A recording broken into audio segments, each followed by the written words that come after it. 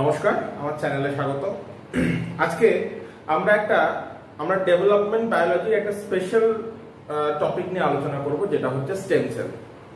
দেখো, আমাদের বডিতে মোর দ্যান 200 টাইপস এর সেল পাওয়া যায়। নাম্বার নয়, কিন্তু টাইপের কথা বললাম। মোর দ্যান 200 টাইপের সেল পাওয়া যায়। তাহলে এত রকমের সেল কোত্থেকে আসছে? কারণ আমরা জানি আমাদের দেহের পুরনো সেলগুলো অটোমেটিক্যালি তোমার মরে যায় বা নষ্ট হয়ে যায়। তাহলে ওই যে জায়গাগুলো, ওই যে একটা শূন্যস্থানের সৃষ্টি হলো, সেই শূন্যস্থানটা কে পূরণ করে? সেই শূন্যস্থানগুলো পূরণ করে হচ্ছে স্টেম সেল। কি জিনিস? দেখো, তাহলে আমি কি বললাম, আমাদের বডিতে মোর দ্যান 200 টাইপস এর সেল পাওয়া যায়। ঠিক আছে? তাহলে এই সেলগুলো কোত্থেকে আসে? সেল তো নতুন করে তৈরি হয়, তাহলে কোত্থেকে তৈরি হয়? যে ধরনের সেল থেকে আমাদের দেহের বিভিন্ন রকমের সেলগুলো তৈরি হচ্ছে, সেই সেলটাকে বলা হয় স্টেম সেল। মনে রাখবে, স্টেম সেল হচ্ছে আনডিফারেন্সিয়েটেড এবং আনস্পেশালাইজড সেল। ঠিক আছে? এবার দেখো, স্টেম সেলে ঢোকার আগে তাহলে তোমাদেরকে আমি ডিফারেন্সিয়েটেড এবং আনডিফারেন্সিয়েটেড সেল কি এটা একটু বলে দিই। দেখো, আমরা যদি ডিফারেন্সিয়েটেড সেল বলি, সেই সেলগুলো হচ্ছে সেইগুলোই যেগুলো কোনো এক রকমের কাজ করার জন্য স্পেশালাইজড হয়েছে, তাই না? কোনো এক রকমের কাজ করার জন্য স্পেশালাইজড সেলগুলোকে আমরা বলি ডিফারেন্সিয়েটেড সেল। আর আনডিফারেন্সিয়েটেড সেল হচ্ছে সেগুলো যেগুলো থেকে এই ডিফারেন্সিয়েটেড সেলগুলো তৈরি হয়, তাই না?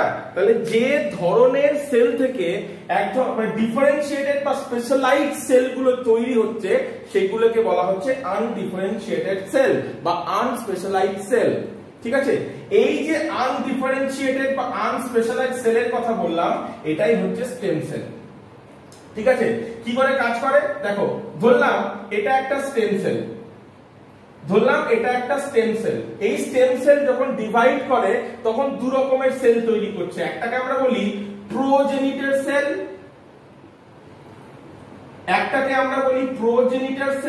আর একটা হচ্ছে স্টেম সেল। ঠিক আছে? তাহলে একটা হলো প্রোজেনিটর সেল, একটা হচ্ছে স্টেম সেল। এই স্টেম সেলটার কাজ কি? এই স্টেম সেলটা ভবিষ্যতের জন্য আবার স্টোর হয়ে যায়, যেন ওই স্টেম সেলটা থেকে আবার ভবিষ্যতে ওই রকমের সেল তৈরি হয়। তার জন্য একটা স্টেম সেল ডিভাইড করে একটা প্রোজেনিটর সেল তৈরি করে, একটা স্টেম সেল তৈরি করে, যে স্টেম সেলটা ভবিষ্যতের জন্য আবার ওই টাইপের সেল তৈরি করবে। ঠিক আছে? আর প্রোজেনিটর সেল হচ্ছে ওই সেলটা যেটা ওই তোমার ডিফারেন্সিয়েটেড বা স্পেশালাইজড সেলটা তৈরি করবে। ঠিক আছে? তাহলে একটা স্টেম সেল ডিভাইড করে দু রকমের সেল তৈরি করলো। একটা হচ্ছে প্রোজেনিটর সেল, যেটা ওই স্পেশালাইজড সেলটা তৈরি করবে, আর একটা স্টেম সেল যেটা ভবিষ্যতের জন্য স্টোর থাকবে এই সেলটা তৈরি করার জন্য। ঠিক আছে? তাহলে এটা হচ্ছে স্টেম সেলের কনসেপ্ট। এইবারে যদি আমাকে কেউ জিজ্ঞেস করে এই স্টেম সেল কত রকমের হয়ে থাকে, বেসিক্যালি আমরা স্টেম সেলকে দু ভাগে ভাগ করি। ভাগ করি। একটাকে বলি আমরা এমব্রায়োনিক স্টেম সেল,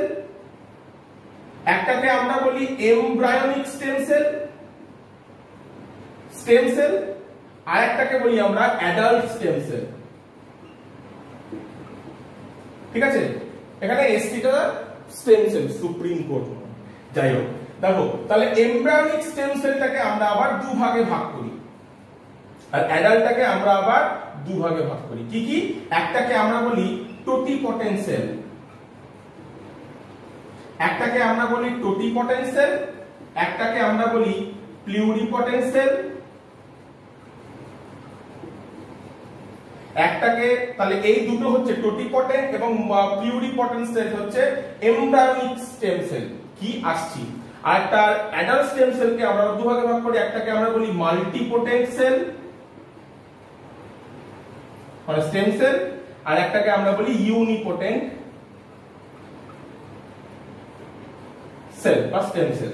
ঠিক আছে, তাহলে দেখো, তাহলে এইটা হচ্ছে একটা স্টেম সেলের প্রকারভেদ। আমরা প্রথমে স্টেম সেলকে বেসিক্যালি দুভাগে ভাগ করলাম, একটা হচ্ছে এমব্রায়োনিক স্টেম সেল, একটা হচ্ছে অ্যাডাল্ট স্টেম সেল।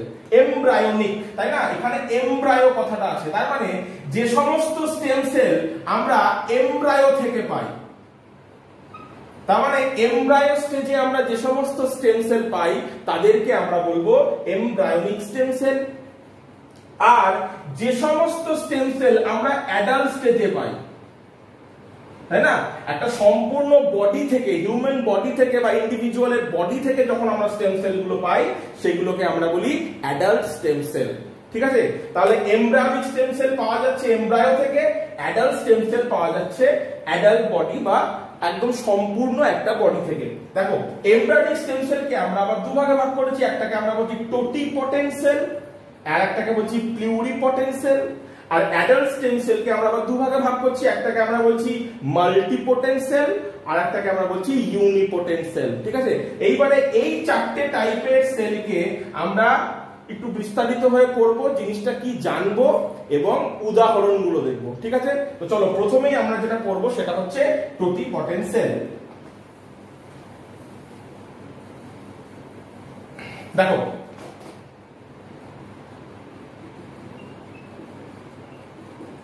টোটিপটেন্ট সেল, টোটি কথাটা এসছে টোটাল থেকে,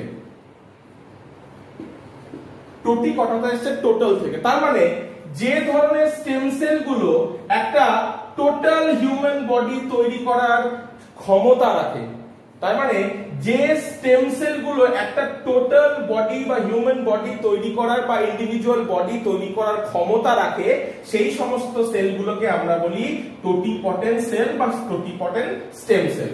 কিরকম, দেখো, একটা স্পার্ম আর একটা ওভাম ফিউজড হয়ে তৈরি হয় জাইগোট, তাই না, এই জাইগোটটা কিন্তু একটা টোটাল হিউম্যান বডি তৈরি করার ক্ষমতা রাখে, তাই না, তাহলে এই যে জাইগোট, এই জাইগোটটাকে আমি কি বলতে পারি, টোটিপটেন্ট স্টেম সেল বলতে পারি। হলো, আবার কি হয়, এই স্টেম সেলটা ডিভাইড হতে হতে হতে হতে একটা স্টেজে পৌঁছায়, যে স্টেজটাকে বলা হয় মরুলা স্টেজ। কি বলা হয়, স্টেজটাকে বলা হয় মরুলা স্টেজ। কতগুলো সেল থাকে, প্রায় 16টা সেল থাকে, তাই না, 16টা সেল থাকে। তাহলে এই যে 16 সেল যুক্ত স্টেজ মরুলা স্টেজ, এই স্টেজের প্রতিটা সেল, এই 16টা যে সেল তৈরি হলো, এই 16টা সেলের প্রতিটা সেল কিন্তু ইন্ডিভিজুয়াল বডি তৈরি করার ক্ষমতা রাখে। তার মানে মরুলা স্টেজে আমরা যে সেলগুলো পাচ্ছি সেই সেলগুলো কিন্তু টোটিপটেন্ট সেল, এটা মনে রাখবে। তাহলে জাইগোট এবং মরুলা স্টেজের এই প্রতিটা সেল হচ্ছে টোটিপটেন্ট সেল, তার মানে এই যে সেলগুলো, এই সেলগুলো কিন্তু একটা টোটাল বডি তৈরি করার পটেনশিয়াল রাখে, তার জন্য আমরা বলছি টোটিপটেন্ট সেল। টোটাল পটেন্সি সেখান থেকে এসছে টোটিপটেন্ট সেল, টোটাল বডি তৈরি করার পটেনশিয়াল রাখে যে সেলগুলো, তাদেরকে বলা হয় টোটিপটেন্ট সেল। ঠিক আছে, এইবারে আমরা যেটা পড়ব সেটা হচ্ছে প্লিউরিপটেন্ট সেল। ল্যাটিনে প্লিউরিপটেন্ট কথাটার মানে হচ্ছে মেনি বাট ফিউ। কিরকম, দেখো, তাহলে মরুলা স্টেজ পেরিয়ে যাওয়ার পরে একটা স্টেজ আসে যেটাকে বলা হয় ব্লাস্টোসিস, একটাকে বলা হয় ব্লাস্টোসিস স্টেজ। এখানে আমরা কি দেখব, এখানে আমরা দেখব এই টোটাল সেল বরাবর পরিধির দিকে এক ধরনের সেল থাকবে,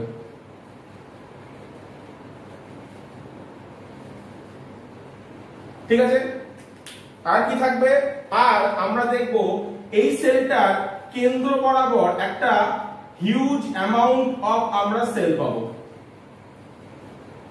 ঠিক আছে, এরকম একটা গঠন হচ্ছে ব্লাস্টোসিস্টের গঠন।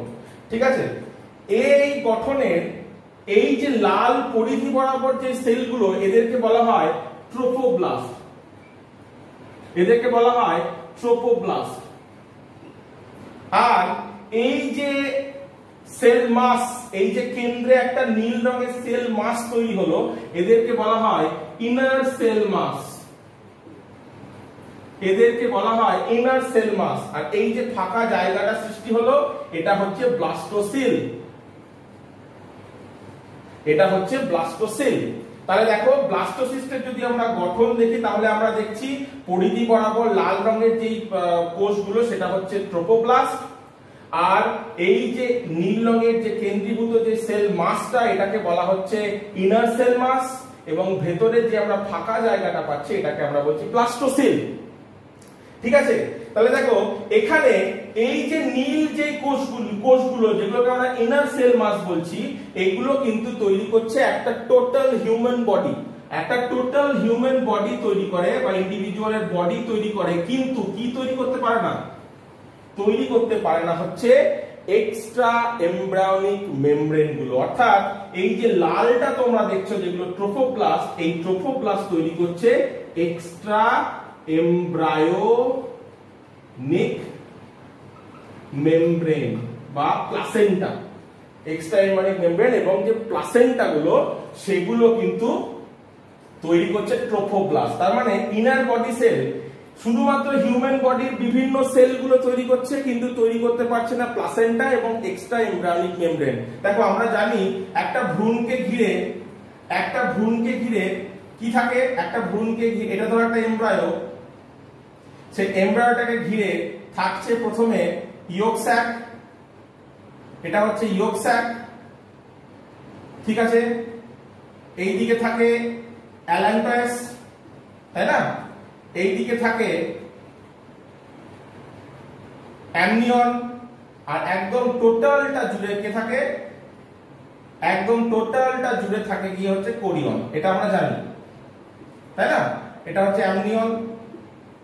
তাহলে এই যে স্ট্রাকচারটা, এই স্ট্রাকচারটা এখানে হচ্ছে এমব্রায়ো, এবং বাকি যেগুলো দেখছে এগুলো হচ্ছে এক্সট্রা এমব্রায়োনিক মেমব্রেন, তাই না?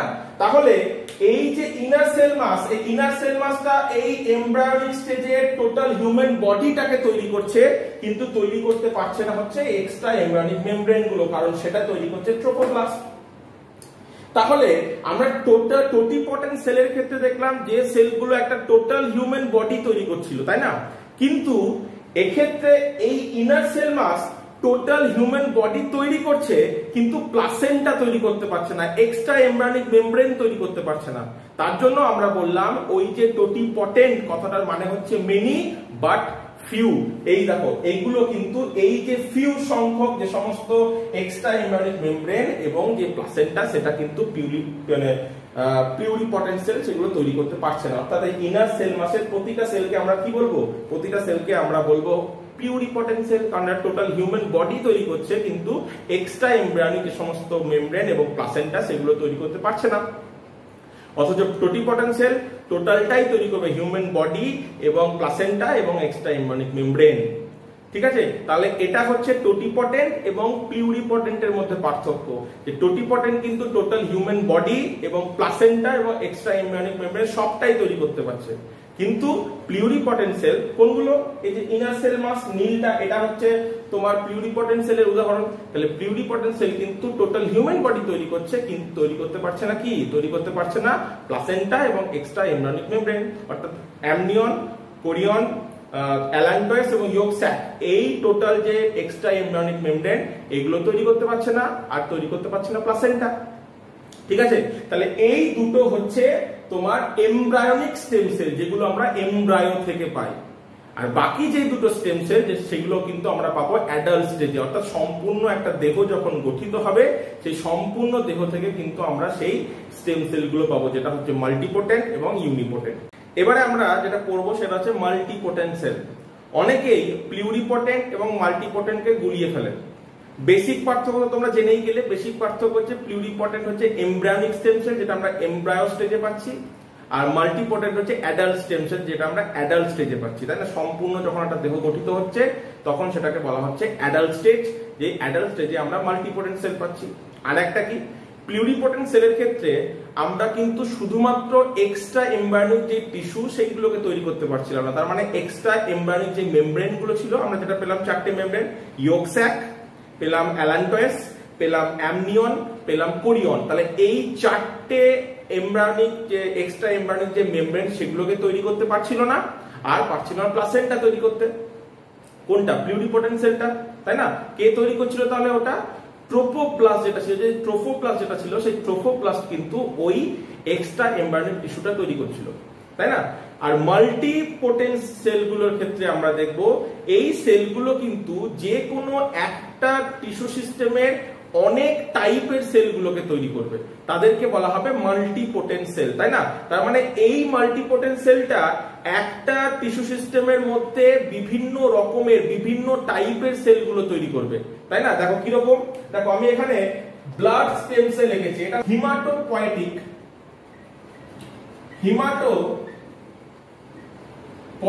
স্টেম সেলও বলি।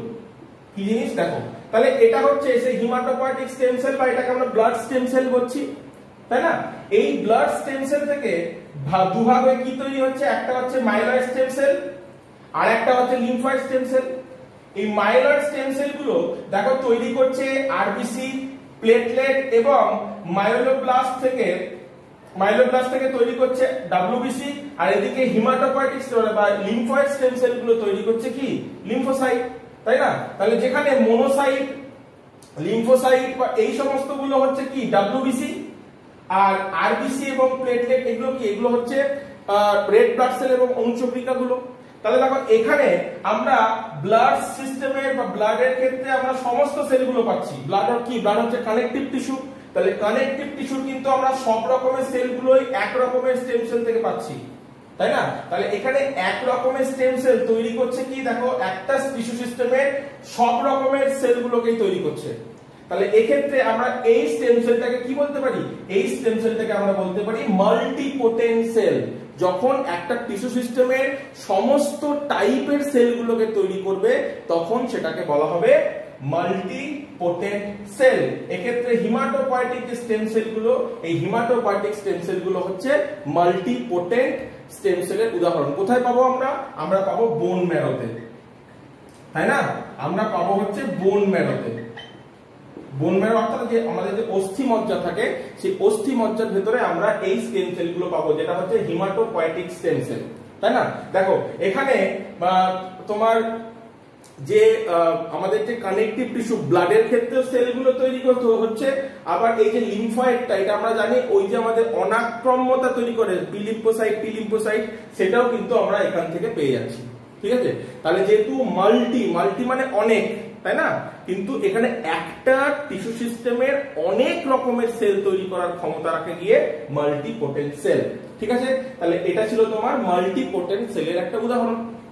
এবং জিনিসটা কি সেটাও বোঝালাম, যখন একটা সেল একটা টিস্যু সিস্টেমের অনেক টাইপের সেলগুলোকে তৈরি করবে তখন সেটাকে বলা হবে মাল্টিপোটেন্ট সেল। মাল্টি কথার মানে হচ্ছে অনেক, এবং পোটেন্ট কথাটা তোমরা জানো পোটেনশিয়াল থেকে এসেছে। তাহলে যখন একটা টিস্যু সিস্টেমের যখন অনেক রকমের সেলগুলো তৈরি করবে তখন সেটা সেই সেলগুলোকে বলা হবে মাল্টিপোটেন্ট সেল। উদাহরণ হচ্ছে হিমাটোপয়েটিক স্টেম সেল, যেটা আমরা বোন ম্যারোতে পাই, ঠিক আছে? এরপরে আমরা দেখে নেব ইউনিপোটেন্ট সেল কি। ইউনিপোটেন্ট সেল, ইউনি কথাটার মানে কি? ইউনি কথাটার মানে হচ্ছে ওয়ান, তাই না? ওয়ান, তার মানে ইউনিপোটেন্ট সেল তারাই হবে যারা শুধুমাত্র ওয়ান টাইপ অফ সেল তৈরি করার ক্ষমতা রাখবে, ঠিক আছে? অর্থাৎ একটা সেল থেকে আমরা শুধুমাত্র সেই এক ধরনের টাইপেরই সেল পাবো, মানে একটা স্টেম সেল থেকে আমরা এক ধরনেরই যখন সেল তৈরি করব তখন সেটাকে বলা হবে ইউনিপোটেন্ট স্টেম সেল। কিরকম দেখো, আমরা হেপাটোব্লাস্ট বলতে পারি, এই হেপাটোব্লাস্ট স্টেম সেল থেকে, এটা one type of stem cell. তাহলে এই হেপাটোব্লাস্ট স্টেম সেল থেকে, হেপাটো কথাটা মানে কি? হেপাটিক থেকে এসেছে, হেপাটিক মানে হচ্ছে লিভার। তাহলে এই হেপাটোব্লাস্ট স্টেম সেলগুলো তৈরি করবে হেপাটোসাইট, তাই না? তাহলে দেখো এক্ষেত্রে এই স্টেম সেলটা শুধুমাত্র কিন্তু লিভারের সেল তৈরি করলো, ঠিক আছে? আমরা ওটা হচ্ছে কোল্যাঞ্জিওসাইটস কথা বলতে পারি, আমরা কোল্যাঞ্জিওসাইটস এর কথা বলতে পারি। এরা কি তৈরি করে? এটা one type of stem cell. এই স্টেম সেলটা কি তৈরি করে? এই স্টেম সেলটা ওই যে বাইল ডাক্ট আছে না আমাদের, বাইল ডাক্ট যেটা পিত্তনালী, সেই পিত্তনালীর এপিথেলিয়াল সেলগুলোকে তৈরি করে, epithelial cell of bile duct. তাহলে এখানে দেখো কোলেঞ্জিওসাইটস কি করছে, ওই যে বাইল ডাক্ট বা পিত্তনালী তার এপিথেলিয়াল বা আবরণী কোষগুলোকে তৈরি করছে। তাহলে এক্ষেত্রে দেখো এই স্টেম সেলটা এক রকমেরই কিন্তু সেল তৈরি করছে, তাহলে এগুলোকে তখন আমরা বলবো ইউনিপোটেন্ট সেল। আর একটা ইউনিপোটেন্ট সেল তোমরা কোথায় পাবে, আর একটা ইউনিপোটেন্ট সেল তোমরা পাবে গিয়ে হচ্ছে স্পারমাটোগোনিয়াম এবং উগোনিয়ামের ক্ষেত্রে, তাই না? আমরা স্পারমাটোগোনিয়াম আর উগোনিয়ামের ক্ষেত্রে আমরা গিয়ে পাবো হচ্ছে ইউনিপোটেন্ট সেল। এই স্পারমাটোগোনিয়াম তৈরি করে স্পার্ম, তাই না? এই স্পারমাটোগোনিয়াম তৈরি করা হচ্ছে স্পার্ম, আর উগোনিয়াম তৈরি করা হচ্ছে ওভাম, তাই না? তাহলে দেখো এখানে স্পারমাটোগোনিয়াম শুধুমাত্র তৈরি করছে কি, শুধুমাত্র তৈরি করছে গিয়ে স্পার্ম, আর উগোনিয়াম তৈরি করছে ovum, one type of cell তৈরি করছে। তাহলে এগুলোকেও আমরা কি বলতে পারি, এগুলোকেও আমরা বলতে পারি ইউনিপোটেন্ট সেল। তাহলে যে সমস্ত কোষগুলো শুধুমাত্র ওয়ান টাইপ অফ সেল তৈরি করার ক্ষমতা রাখবে তখন সেই সেলগুলোকে বলা হবে ইউনিপোটেন্ট সেল। ঠিক আছে? তাহলে এটা হচ্ছে আমাদের যে সেল পটেন্সি, তার উপর ভিত্তি করে আমরা স্টেম সেলকে দেখলাম। তাহলে একটা স্টেম সেলকে আমরা ক ভাগে ভাগ করলাম, একটা স্টেম সেলকে আমরা দু ভাগে ভাগ করলাম, একটা হচ্ছে এমব্রায়োনিক স্টেম সেল, একটা হচ্ছে অ্যাডাল্ট স্টেম সেল। আর সেই অ্যাডাল্ট স্টেম সেল এবং এমব্রায়োনিক স্টেম সেলকে আমরা আবার ভাগ করছি দুটো আলাদা আলাদা ভাগে। এমব্রায়োনিককে আমরা ভাগ করছি গিয়ে টোটিপটেন্সি, তাই না? টোটিপটেন্ট সেলের ক্ষেত্রে বলছি আমরা টোটিপটেন্ট সেল বলছি, আর একটাকে আমরা বলছি প্লিউরিপটেন্ট সেল, তাই না? আর অ্যাডাল্ট স্টেম সেলকে আমরা আবার ভাগ করছি দু ভাগে, একটাকে আমি বলছি মাল্টিপোটেন্ট সেল, আর একটাকে আমি বলছি তোমার ইউনিপোটেন্ট সেল। ঠিক আছে? মনে রাখবে এই ইউনিপোটেন্ট সেলকে আমরা আবার কোথাও কোথাও প্রিকারসর সেলও বলি। প্রিকারসর মানে কি, যেখান থেকে একটা জিনিসের উৎপত্তি হচ্ছে। যেহেতু ইউনিপোটেন্ট সেল থেকে ওয়ান টাইপ অফ সেল তৈরি হচ্ছে, অর্থাৎ হেপাটোব্লাস্ট থেকে শুধুমাত্র হেপাটোসাইটই তৈরি হচ্ছিল, লিভার সেলই তৈরি হচ্ছিল, তাই সেক্ষেত্রে আমরা লিভার সেলের প্রিকারসর, তাই না, কাকে বলতে পারি? প্রিকারসর বলতে পারি ওই হেপাটোব্লাস্ট গুলোকে। তাই ইউনিপোটেন্ট সেলকে আমরা কোথাও কোথাও প্রিকারসর সেলও বলি। ঠিক আছে? তাহলে এটা হচ্ছে তোমার স্টেম সেলের ধারণা। টোটিপটেন্ট সেল হচ্ছে কোনটা কোনটা, জাইগোট এবং মরুলা স্টেজের প্রতিটা সেল, ওই যে 16 সেলের আমরা মরুলা স্টেজটা পাচ্ছি, সেই মরুলা স্টেজের প্রতিটা সেল হচ্ছে টোটিপটেন্ট সেল। কেন টোটিপটেন্ট? কারণ টোটাল ইন্ডিভিজুয়াল তৈরির পটেনশিয়াল রাখছে, তার জন্য টোটিপটেন্ট সেল। টোটাল পটেনশিয়াল বলতে এখানে টোটাল হিউম্যান বডি এবং এক্সট্রা এমব্রায়োনিক টিস্যু সমস্তটাই, প্লাসেন্টা এবং এক্সট্রা এমব্রায়োনিক মেমব্রেন সমস্তটাই। প্লিউরিপটেন্ট টোটাল হিউম্যান বডি তৈরি করে, কিন্তু তৈরি করতে পারে না হচ্ছে কি, তৈরি করতে পারে না হচ্ছে এক্সট্রা এমব্রায়োনিক মেমব্রেন। কারণ ওই এক্সট্রা এমব্রায়োনিক মেমব্রেন এবং প্লাসেন্টা এটা ফর্ম করছে ওই যে পরিধি বরাবর যে কোষটা ছিল, যেটাকে আমরা বলেছিলাম ট্রোফোব্লাস্ট, সেই ট্রোফোব্লাস্ট তৈরি করছে এই জিনিসগুলো। ঠিক আছে? আর ইনার সেল মাস যেগুলো ছিল, ওই ইনার সেল মাস হচ্ছে তোমার ইনার সেল মাস হচ্ছে কিন্তু প্লিউরিপটেন্ট সেলের উদাহরণ। ঠিক আছে? মেনি বাট ফিউ, কিছু পরিমাণ জিনিস তৈরি করতে পারে না। আর মাল্টিপোটেন্ট কথাটার মানে হচ্ছে একটা টিস্যু সিস্টেমের সমস্ত টাইপের সেলগুলোকে তৈরি করতে পারে। আমরা হেমাটোপয়েটিক স্টেম সেলের ক্ষেত্রে দেখলাম টোটাল ব্লাড মানে কানেকটিভ টিস্যু অর্থাৎ ব্লাডের সমস্ত টাইপের সেলগুলোকে তৈরি করছে। ঠিক আছে? আর ইউনিপোটেন্ট সেল বলা হচ্ছে যখন একটা টাইপের only one type of cell যখন তৈরি করবে সেটাকে আমরা বলবো ইউনিপোটেন্ট সেল, যাকে আমরা প্রিকারসর বা প্রিকারসর সেলও বলি। ইউনি কথাটার মানে ওয়ান, মাল্টি কথাটার মানে হচ্ছে অনেক। আর প্লিউরি আর মাল্টির মধ্যে পার্থক্য তোমরা আগেই বলে দিলাম, এটা হচ্ছে এমব্রায়োনিক স্টেজের, এটা হচ্ছে অ্যাডাল্ট স্টেজের, তাই না? আর এটা টোটাল হিউম্যান বডিটাকে, তাহলে সমস্ত রকমের টিস্যুর সমস্ত টাইপের সেল তৈরি করতে পারবে। আর মাল্টিপোটেন্ট এক রকমের টিস্যুর সমস্ত রকমের সেল তৈরি করতে পারছে। ঠিক আছে? তাহলে এটা হচ্ছে কিন্তু তোমার স্টেম সেল। ঠিক আছে? তো এটাই আজকে আমার ভিডিও। আমার ভিডিওটা ভালো লেগে থাকলে অবশ্যই লাইক করবে, শেয়ার করবে এবং কমেন্ট করবে, আর আমার চ্যানেলটা সাবস্ক্রাইব করতে ভুলবেন না। Thank you.